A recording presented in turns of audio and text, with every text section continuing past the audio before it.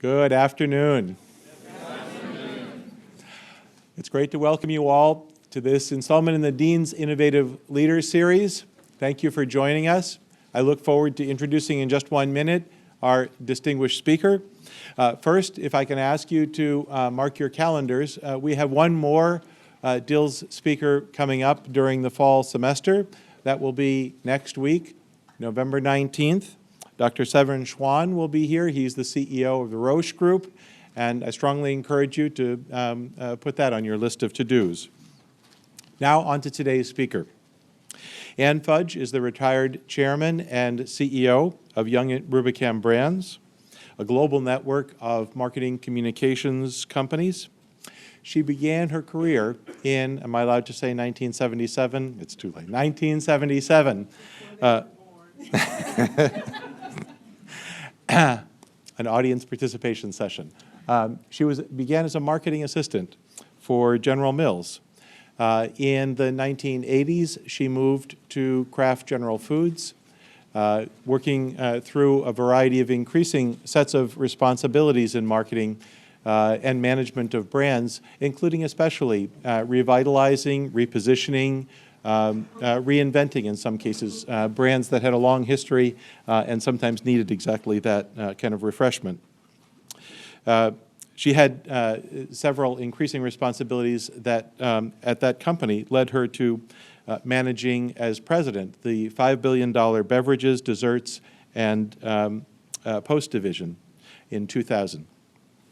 In 2002, she became the CEO for Young & Rubicam Brands. She also served as the CEO and chairman for Young & Rubicam Advertising. You know, a global leader in advertising, was the first black woman to head a major American advertising firm. In addition to her groundbreaking achievements, Anne is also known for the character of her leadership. She is known for the observations and commitments that she's made for balance across a variety of responsibilities that leaders and organizations have, and also responsibilities that individuals have within organizations and in the wider world. In a recently published leadership profile, Anne stated, "Any of us can figure out ways to drive a business for 2 years, make a boatload of money, and move on." That's not leadership. That's playing a game. Leadership is leaving something lasting, whether it's how you treat people or how you deal with certain kinds of business problems. These words, I hardly need to tell you, are especially timely for business leaders today. It's a great joy to introduce to you all a principled leader, Anne Fudge. Thank you.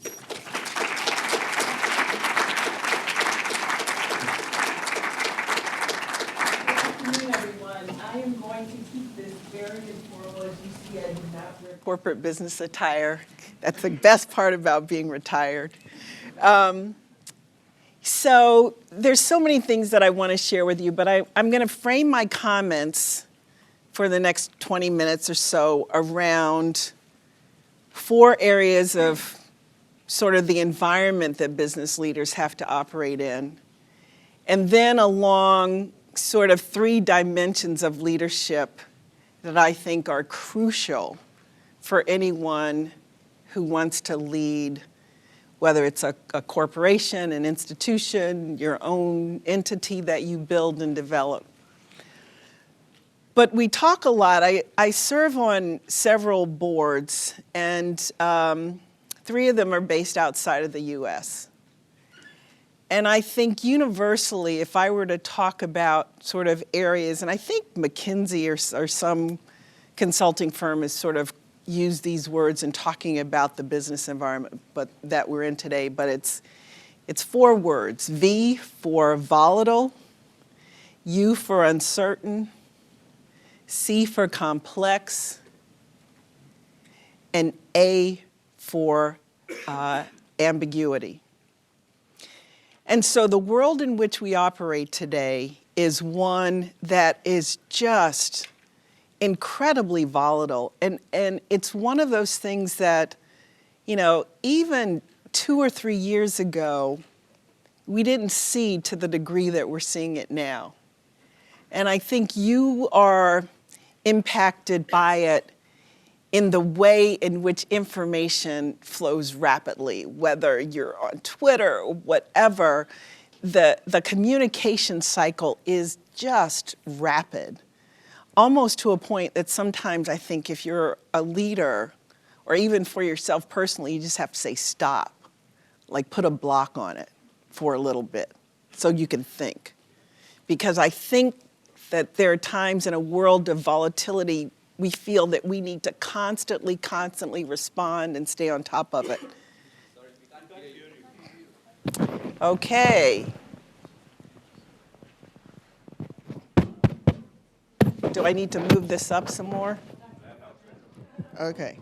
So what did you miss? Should I go back to the volatility of the world we're in? But the velocity and the speed of change and activity is just very fast. And then the uncertainty. There used to be a time where there were some things that were certain. Nothing is certain anymore. I have to tell you, it's very difficult to think about things that are certain in today's world, particularly in the business environment. Other than if you don't make the profit and loss, you won't have a job. That's probably pretty certain, but even that is up for debate. The complexity that we have to deal with, in part because before you could think about how you would, say, lead a global company from a base in the United States, or lead a company that is based outside of the United States in a way that sort of captured the essence of your home country and moved it abroad. Doesn't work like that anymore. CEOs have to have a global mindset.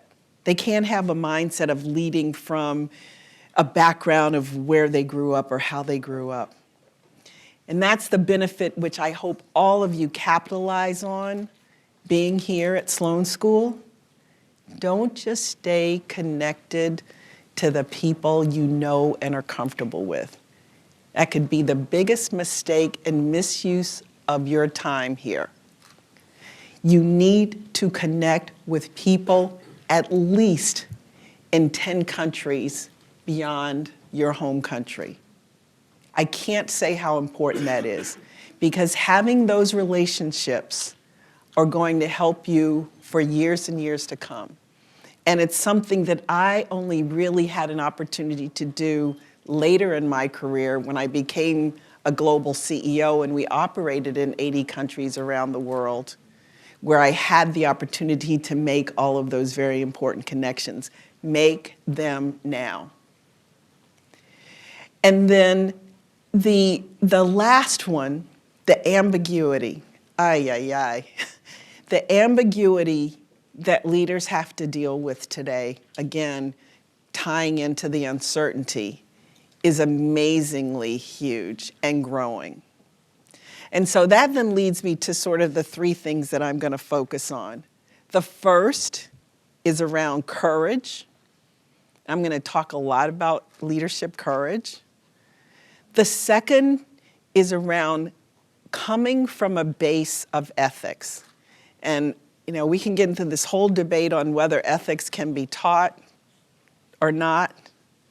But I have to tell you, the link between the kinds of decisions that you're going to have to make and the ethics in which you operate and with which you operate are going to be very crucial. And the third is to keep an open mind.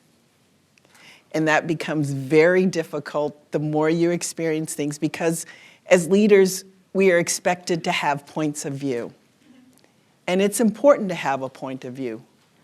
But you also have to have that point of view and an amazing ability to continue to hear different points of view.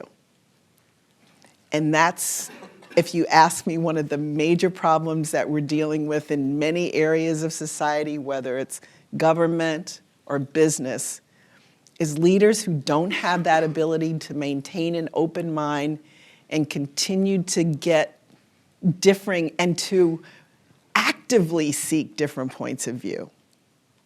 Actively seek it. Because let me tell you, the one surprise for me when I became, I'll even go back to when I became president of Kraft Foods Businesses.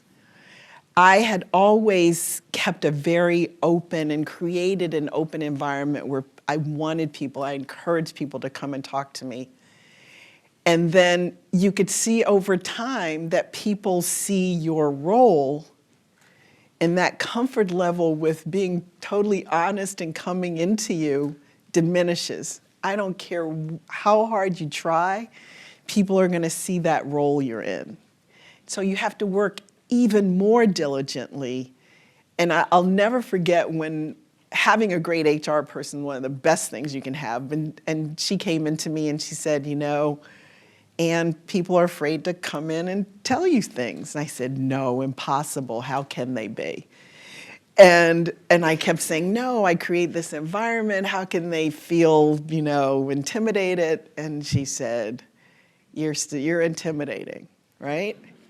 And so she helped me work through that, and it was probably 50% me, and 50% just people feeling less comfortable and coming to tell you the whole story. So I had to proactively, in talks, and that's when I talk about leadership courage, we established a leadership courage award that we gave every month to somebody who came and said something to me that I didn't like.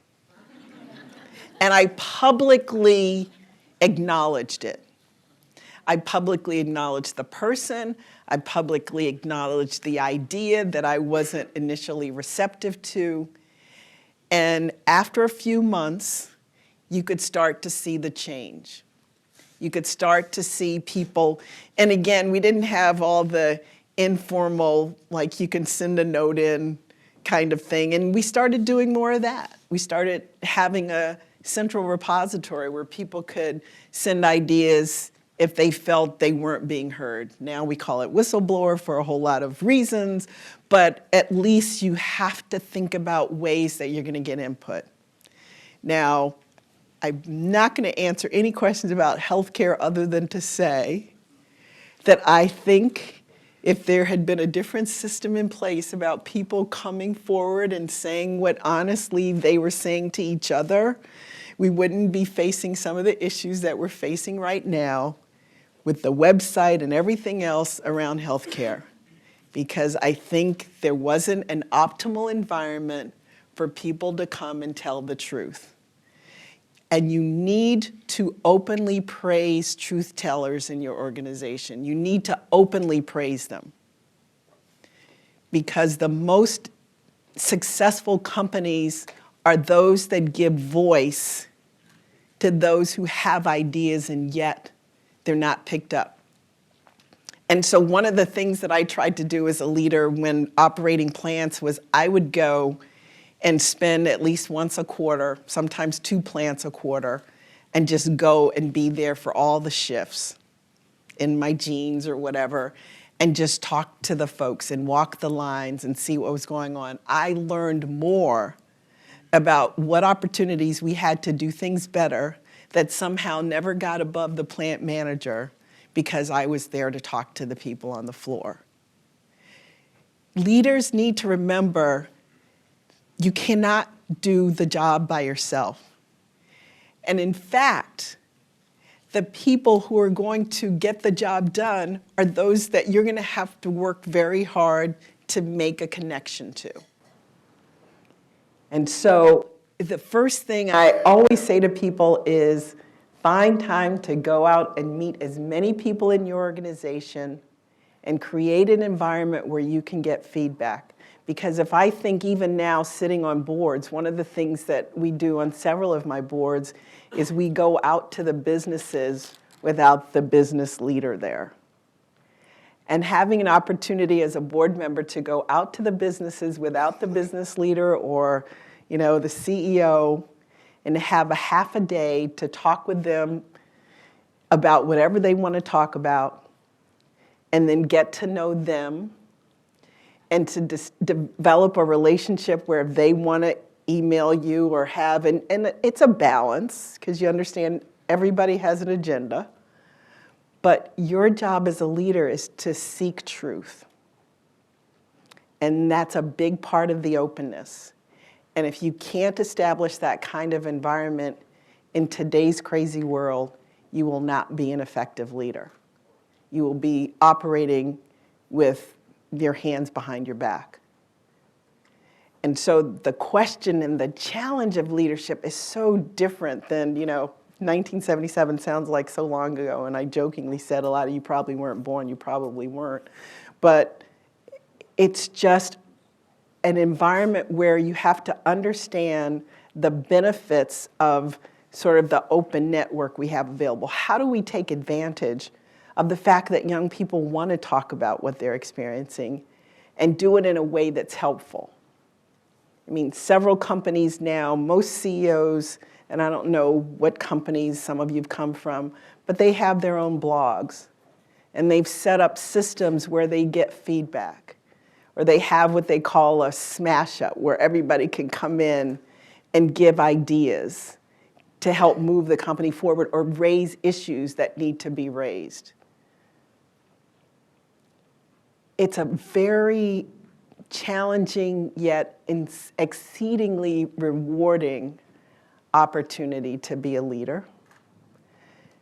But there are many times when people talk about sort of the loneliness, it's huge. And that's where it comes back to knowing yourself and understanding your ethics and working in a way, in a truth that the organization sees.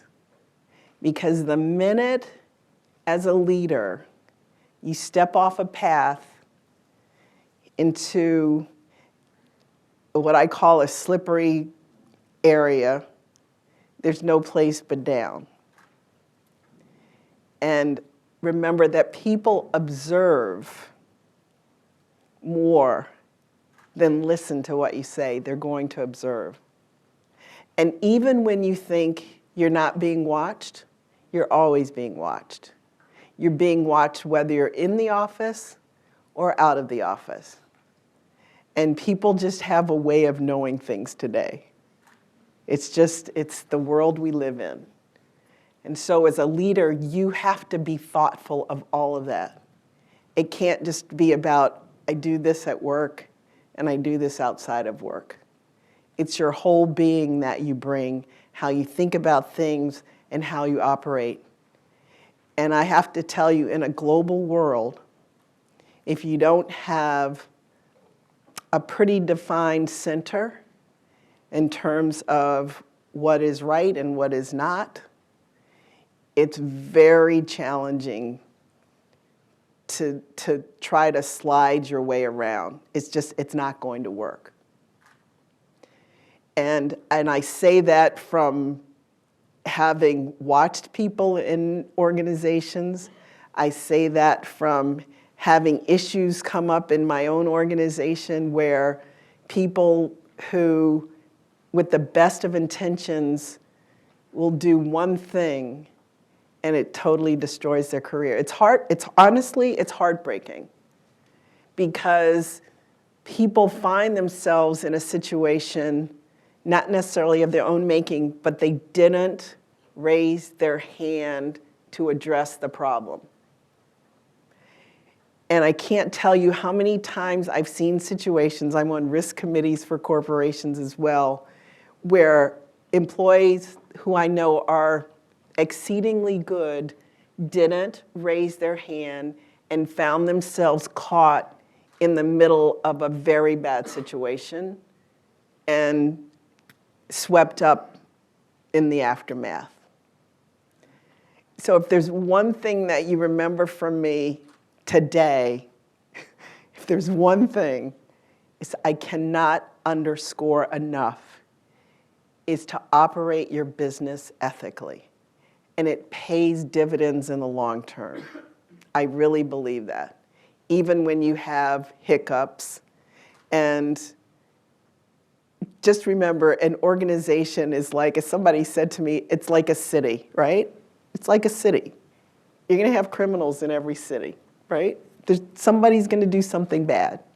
And so as much as you try to build a framework for compliance and everything else, cities have policemen because people step off and do things they shouldn't.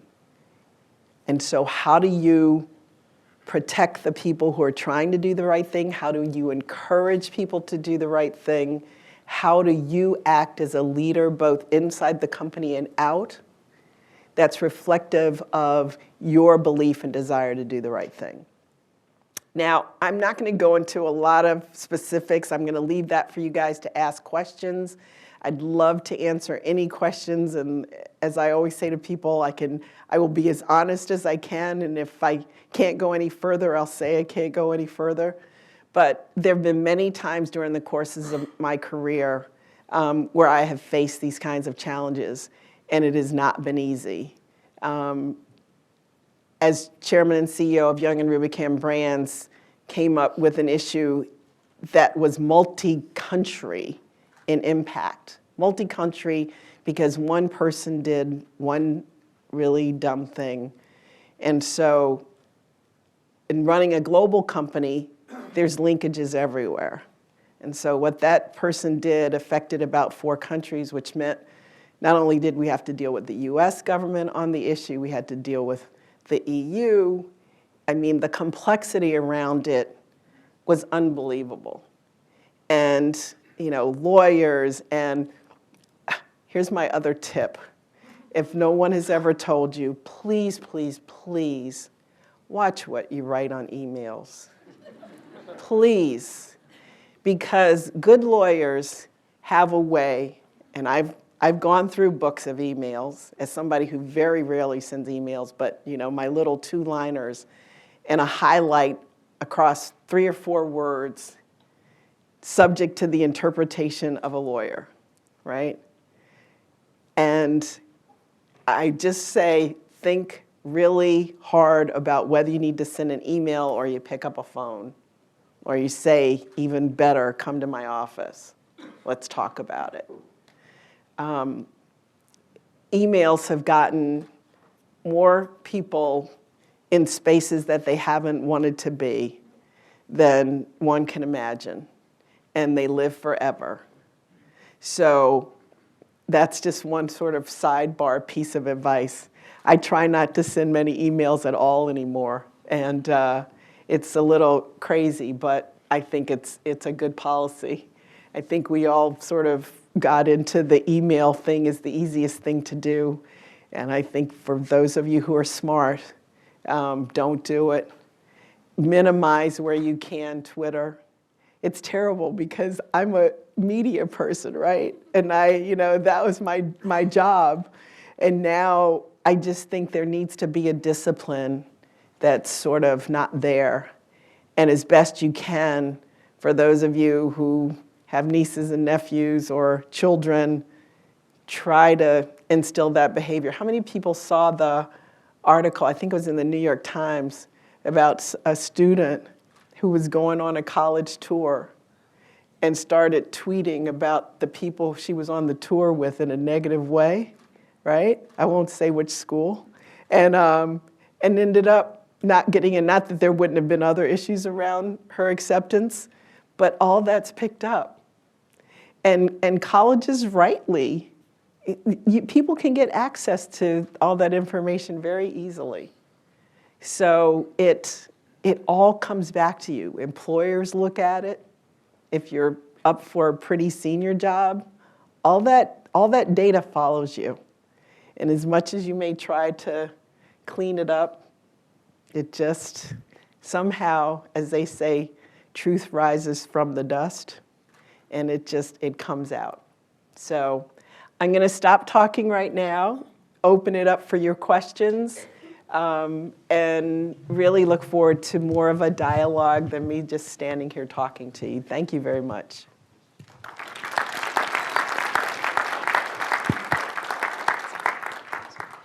Hi, my name is Chandra Brigman. I'm a Sloan Fellow here at MIT.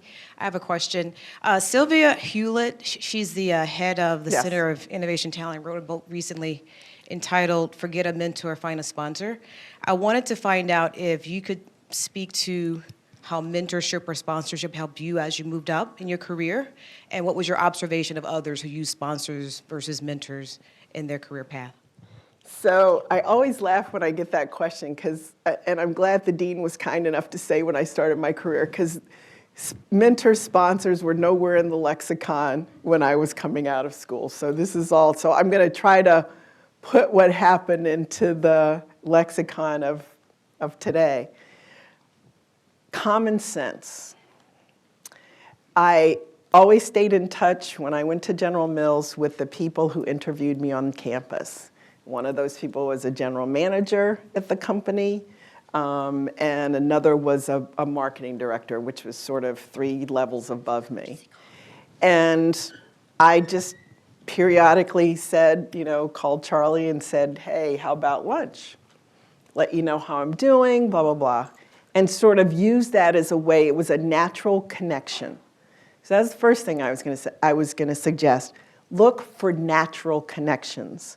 Sponsors and mentors don't have to be, and shouldn't be, honestly, your boss until maybe a past boss, and I'll come back to that. But start off with the first connection that you made with the company. The second is that it's really important to sort of get engaged. Every company is going to have, at some point or other, a special project that needs people to be engaged in. It's something outside of your immediate area. Raise your hand, because the more you expand the group of people who have an opportunity to interact with you on a natural basis, the better it is. And so a lot of companies now are setting up more formal mentoring programs where you're assigned somebody, and that can work, but not always. So I would say it's all about people that you have relationships that you can have lunch with. And I'll give you one really concrete example. So my first boss, product manager I worked for, happened to have a wife who was a working wife. She was a flight attendant. And so that was a great relief in many respects, because I had 2 children when I started work. I had 2 children when I was in business school. But so it was great to have at least a boss who understood the challenges of dual career. And it was interesting because the person who worked for him did not have that understanding. And so there was a little rub when I first started the job where in my first meeting with him, he says, how do you expect to do this job with 2 children? And so instead of blowing my stack as I felt like I wanted to do, and I said, why don't you just, before you judge, give me a few months to work on the job, and then you can talk to me about whether you think I can do the job. And so subsequently, he came back and apologized. I think my boss somehow heard about it through the grapevine, but you can manage that too. And it was a very interesting and different relationship.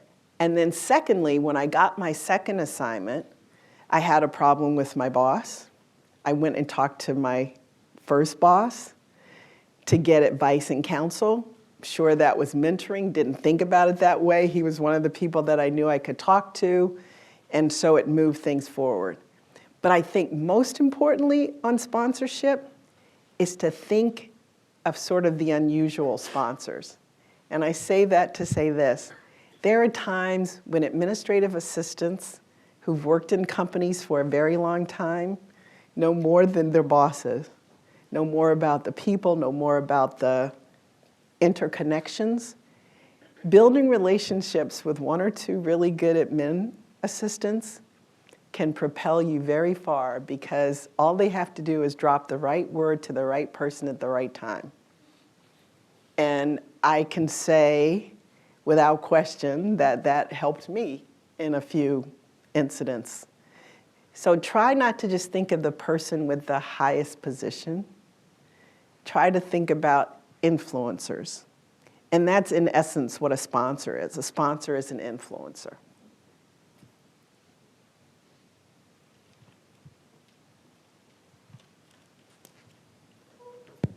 Hey there. Thanks so much for coming. You kind of alluded to it just now, but I was just curious, there's a conversation going on right now about, work-life balance.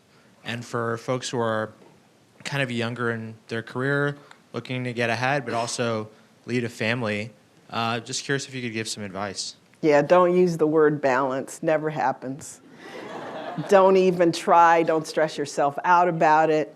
You take a day at a time, and I cannot stress that enough. And I think when the term first came out, it was like, oh yeah, that's the right thing. But then everybody feels they have to, like, there's this nirvana to find balance, and it's false. I think what you try to do is like many things. I think about the meniscus, and it never really settles. You get as close as you can, but it's always moving. That's what it is. And so you take each day. There's no one right. I mean, I can tell you many funny things about how, you get home and like Saturday, your kid's sick, and it's like, oh my God, please, you got 48 hours to feel better. You can't be sick on Monday.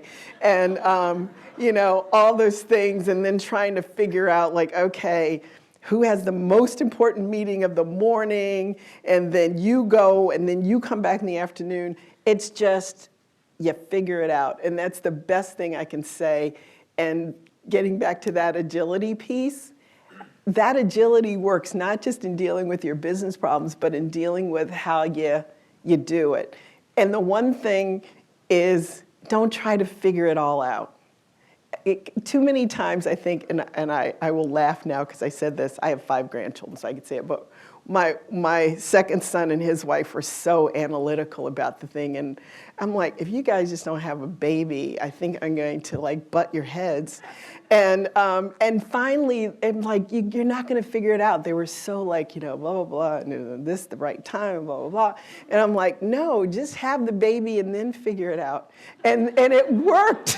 And they figured, and it's, it's not easy. And then they had the second one. I was so happy. And there was less conversation about it. But they figure it out. And it just works. And I can't say that more emphatically, because you can't always figure out every answer. And the same is true in business. If you're open to the possibilities, then you keep working it and you keep working it. And even when you think you have it settled, I remember when I was in business school, or really undergrad with my first son, and thought we had it all fixed with the babysitter, really nice babysitter, and then it ended up she was not a nice babysitter. And, I'm pulling my hair out, and my husband's like in graduate school and I'm in undergrad. And he's like, don't worry, we're going to figure this out. And we ended up finding the nicest lady on the face of the earth out of like desperation.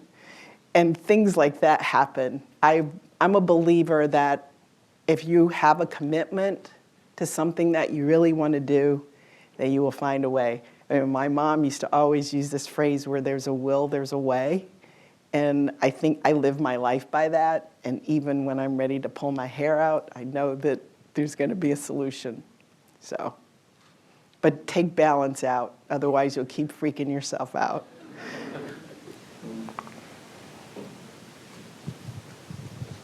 So I know it was a side note, but it's still a side note when you are last email.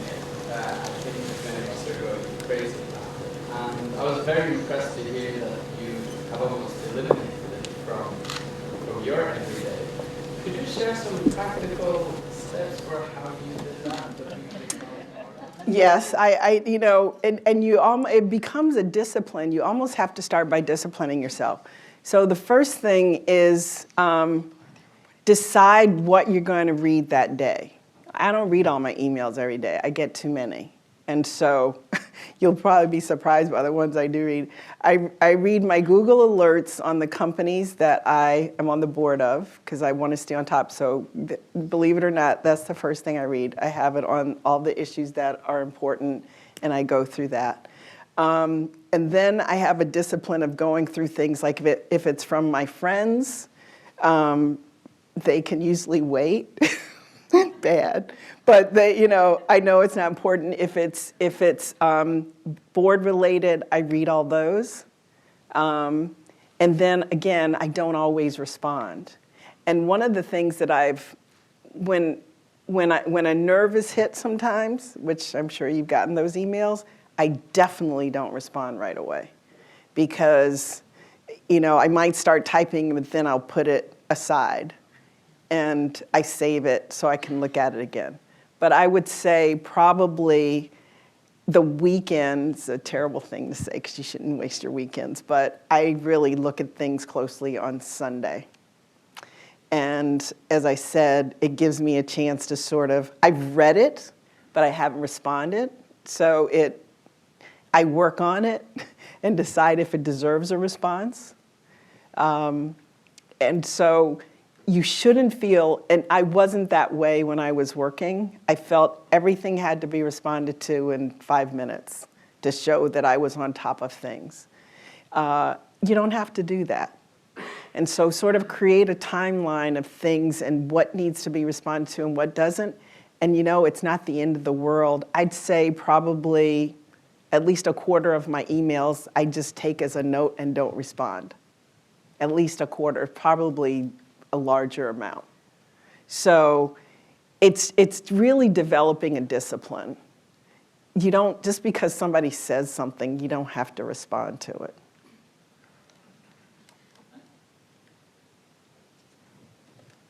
Thanks for coming. In your career, you were in leadership roles in different industries, from food to advertising. When you made the transition, how did you prepare yourself mentally and professionally to move to a new industry? So it's funny, I think the outside world thought about it as a shift more than I did. So the good news was many of the companies within Young and Rubicam brands, like Landor, which was graphic design, Wonderman, direct marketing, Burson Marsteller PR, the advertising businesses, 2 of them at least, Bravo and Y&R Advertising, I had worked with them. So I knew people in the organization. So the first thing I did was sort of tap into sort of deeper beyond my knowledge as a client. But I also felt that the benefit from a service standpoint, and we were a service business, was to look at it as I did a client and say, here are my expectations, whereas our business tended to look from what the business was going to do. So there was a benefit, and that was part of what I had talked with Martin Sorrell about in coming in as a client and starting a whole lexicon around client partners and thinking about building partnerships versus what we wanted to sell to them or what services we felt they needed versus listening more. So it was a combination of talking about listening, doing my homework, doing my own listening, getting around. A big part or a big hole for me was the industries, because my business, I had been in the food industry and now I was cross tech and countries where we were doing work for and everything. So getting knowledgeable, getting out to the clients. So within my first month, I hit all of our major clients. I mean, that was a big, and went on just listening. How did they see us? Who were the good people? I mean, I really tried to do my homework around that and understanding their needs, which is what I would have wanted as a client.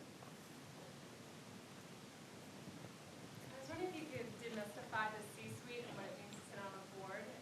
First, was it always a goal of yours to become a CEO? Or did you get there? I was talking to the dean about that. So I'm probably very atypical in the sense that when I went to business school, I went really thinking very sort of, I want to learn as much as I can, and let's see how the career evolves. So I had no long-term goals. It was, I was going to do something fun. I liked marketing, and we'd see where it went. And one of the things that I tend to be, I'm a very curious and experiential person. So as you go into meetings with people at different levels, you sort of see what their job is and how they act, and it's like, oh, I can do that. So it was one of those things where the observation and the engagement with people at the senior levels kept happening. And so I said, oh, I can do that, oh, I can do that. It's not going to be that hard. And interestingly enough, on boards. So when I first went on a board in the early 90s, I think I was 40. I was approached by a headhunter. I hadn't even thought about boards. In fact, I don't even think I was a general manager yet. And there'd been some PR articles written about me and advancement in the company, so I'm sure that's how I got on people's radars. But it was nothing that I was proactively doing. And the first board I went on was an apparel company, Liz Claiborne. And it was interesting because I always, in one of these articles said how I liked retailing and thought I was going to be a buyer, blah, blah, blah. So I'm sure all that fed into the, Spencer Stewart's profile, et cetera, and setting up. So I go on this board with one of the founders, Jerry Chazen was the chairman, and it's a small board, and it was fascinating. And what I found, I felt no intimidation because I was interested in the business. It was a small board, so everybody was engaged, and they really appreciated my marketing. They had not any formal marketing people on the board. And so as I got more engaged and watched how the CEO and senior team worked, I'm like, I can be a CEO, I can run a board, I can run an organization. And that's really how my career evolved, and then to other boards. And so it was no big plan. And I think there's a beauty in not having a plan. There's a beauty in having a framework. I'm a big believer in leaving yourself a little white space. You want some idea, you want to progress, you want to do this. If you want to be an entrepreneur, obviously thinking about that.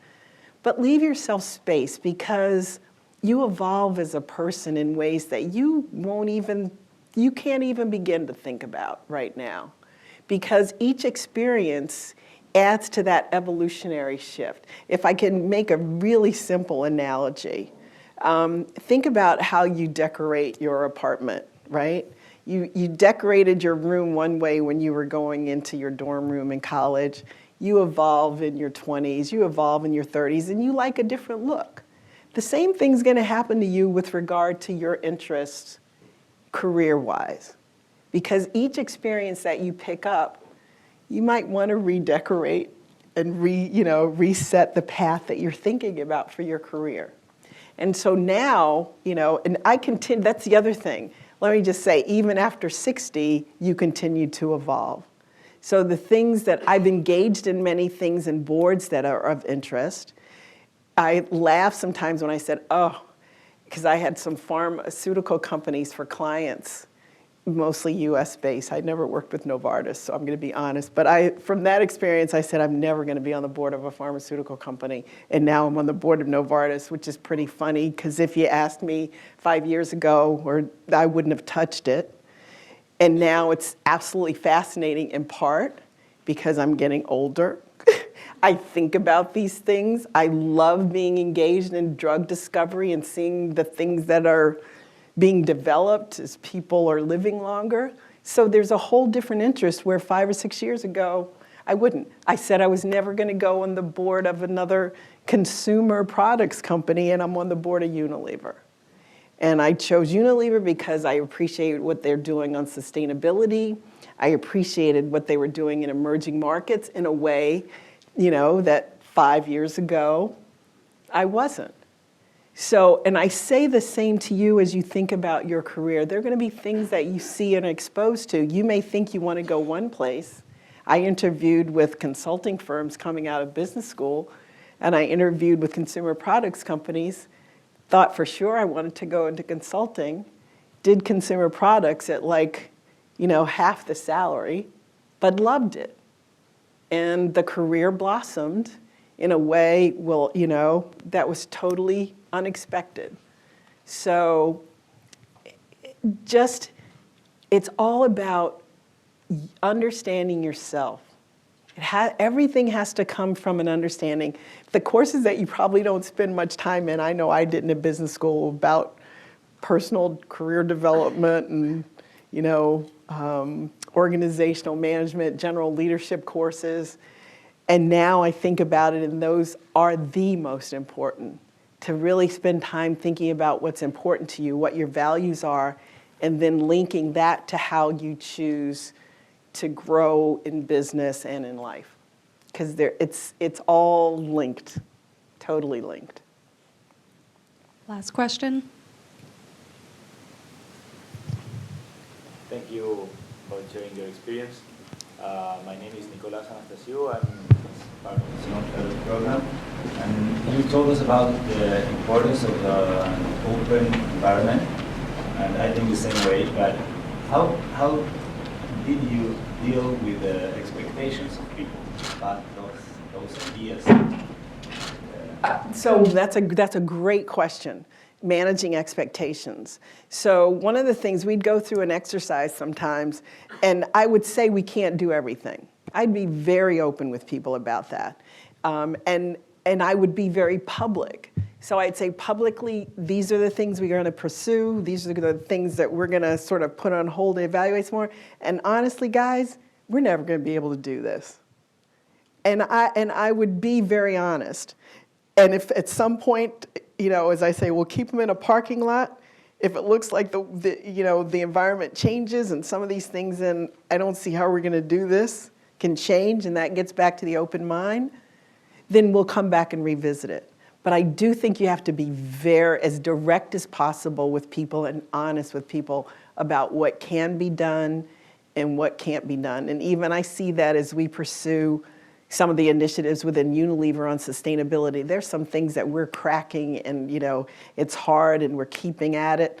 And others we're like, okay, we'll develop a path, but the world's not here yet where we can really push this particular button, but it's still on the list.